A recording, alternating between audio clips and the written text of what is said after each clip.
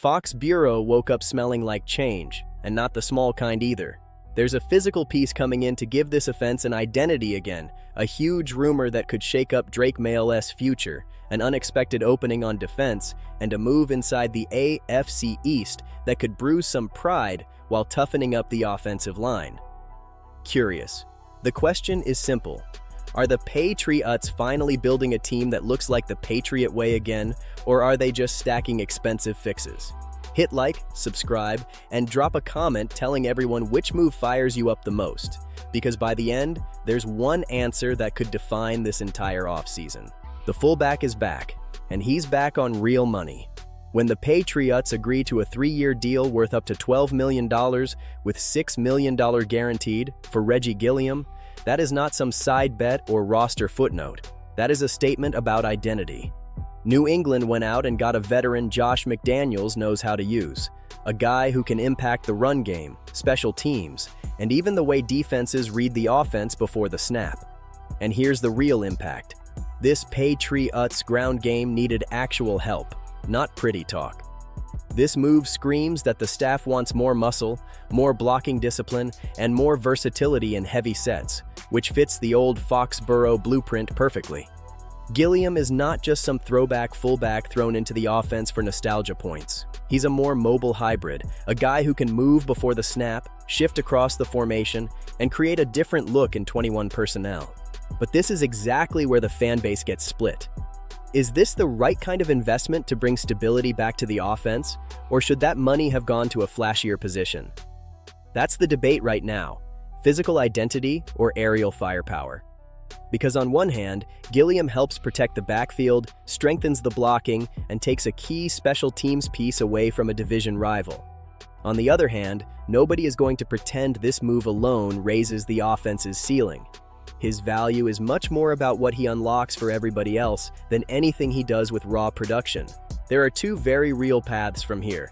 If McDaniels uses Gilliam the right way, with creativity and purpose, Dre gets extra protection, the play-action game becomes more dangerous, and Drake May gets to operate in an offense that feels less predictable. But if this turns into nothing more than a Patriot way symbol without better line play and enough passing juice to punish stacked boxes, it could start looking expensive for a supporting role. And that's where things get interesting, because the next move might decide whether this offense just gets tougher or actually gets scary. The biggest story does not always walk in through the front door yelling for attention.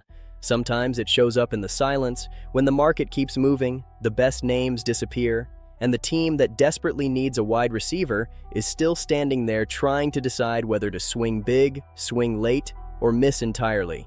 That was the mood around New England.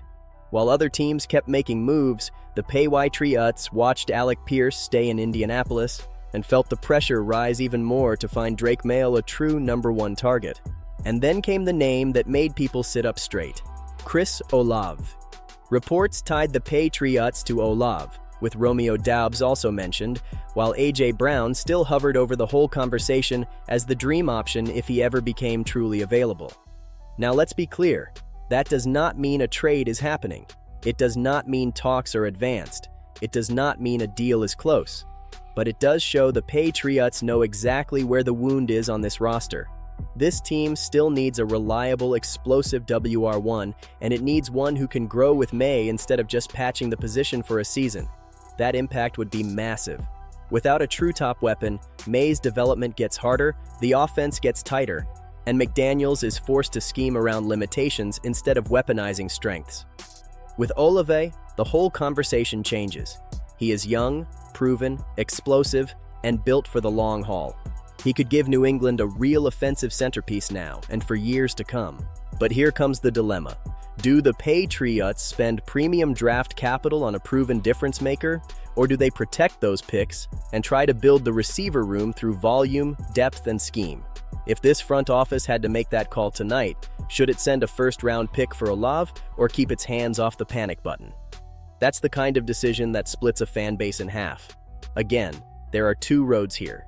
If New England gets aggressive and somehow pulls Olave out of New Orleans, May instantly gets route separation, real explosion, and a much higher offensive ceiling.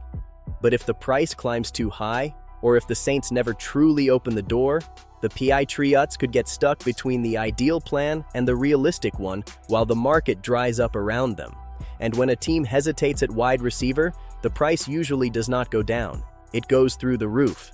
A lot of people look at the Patriots' defense and think about pass rush, line play, and violence at the point of attack. But sometimes the most important shift is not the move that makes the biggest headline. Sometimes it's the empty spot left behind when somebody leaves, and the opportunity that suddenly appears on the market. That's the story here after New England moved on from Jalan Tavi, opening up even more discussion about the depth and profile of this linebacker group. And here's the contradiction. A lot of people treat linebacker like a secondary issue, but Mike Vrabel is not building a physical, disciplined, trustworthy defense without fixing the middle.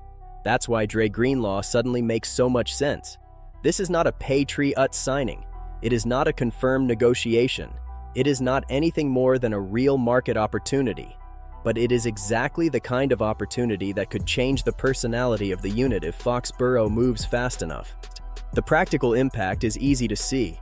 When healthy, Greenlaw brings speed, violence, closing range, and big game experience. For a defense trying to regain its edge and consistency, that matters. But the conflict is real.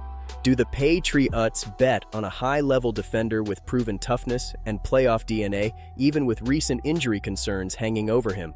Or do they go with a safer, less dynamic option? Does that possibility fire people up or make them nervous? That's the line that divides the room. And once again, the two paths are obvious. If the Patriots see Greenlaw as market value and land him on the right deal, they could turn a weakness into a strength by adding leadership, attitude, and a style that fits Vrabel almost perfectly. But if they hesitate and somebody else grabs him first, New England risks staying soft exactly where it needed to get tougher, faster, and more reliable. And when a defense leaves the middle of the field exposed, the bill usually comes due fast.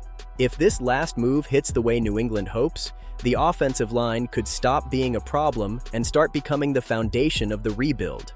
That sounds bold because it is.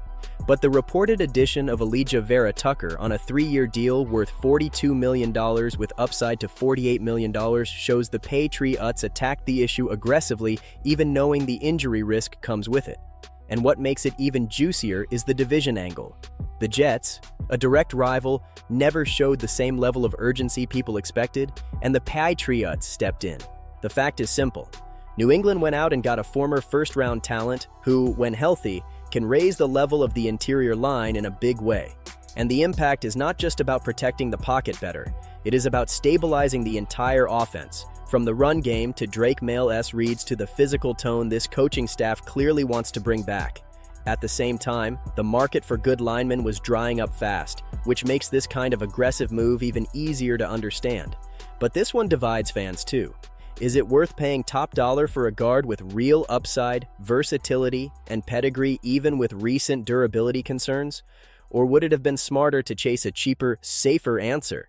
That might be the biggest offensive question on the board right now, proven talent or contract security. Because Vera-Tucker offers something that is not easy to find, but the health concern is not fiction either. And the two outcomes are sitting right there in plain sight. If he stays healthy and plays to his talent, the Patriots may have found a core piece to stabilize the protection, restore authority to the offense, and steal a real asset from inside the division.